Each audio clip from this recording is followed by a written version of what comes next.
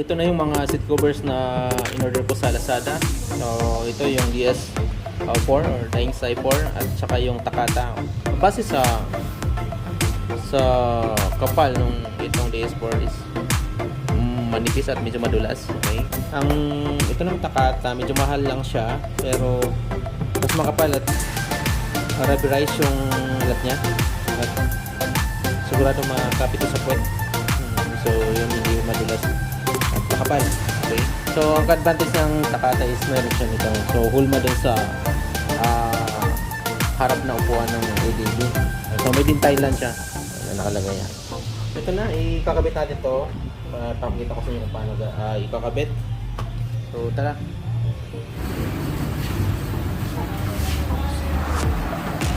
So, ito kasi yung ADB natin. Mukhang kawawa na siya. So, kung makikita nyo, yun. Dala na ng mga alagang pusa.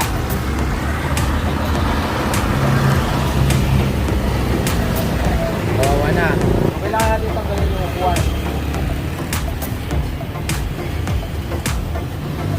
Meron siyang dalawang bolt. So, size 10. So, kailangan tanggalin yung upuan.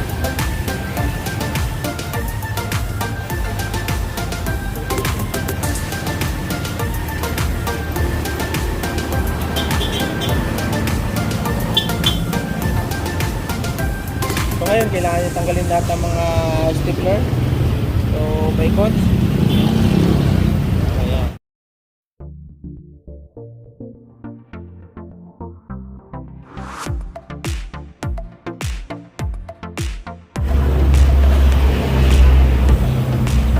So, pag nabuka na yung mga stapler, so, gamitan ng long nose para matanggal.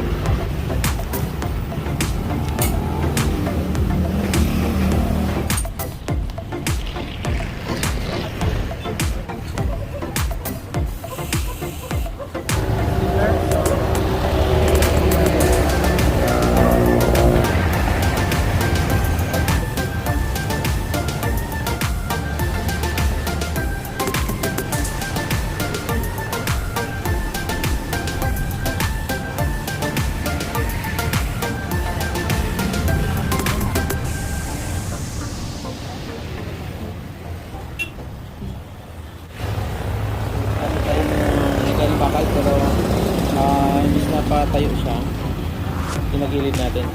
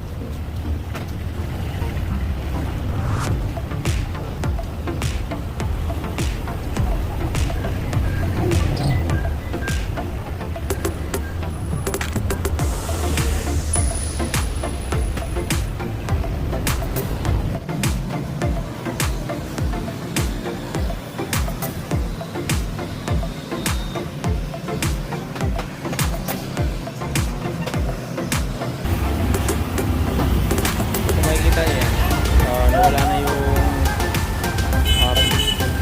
nabilog na yung part na to, tapos nawala yung mag-wit-wit. So dati kagaya nito wit-wit, gawa ng pagkat, pero after na linis siya ng takip ng latan, ganyan na siya. So ito naman ngayon,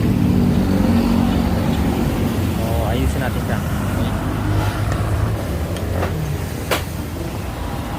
So yung mga kanto na yan matalas, saka wit-wit, okay, yun yung ayusin natin.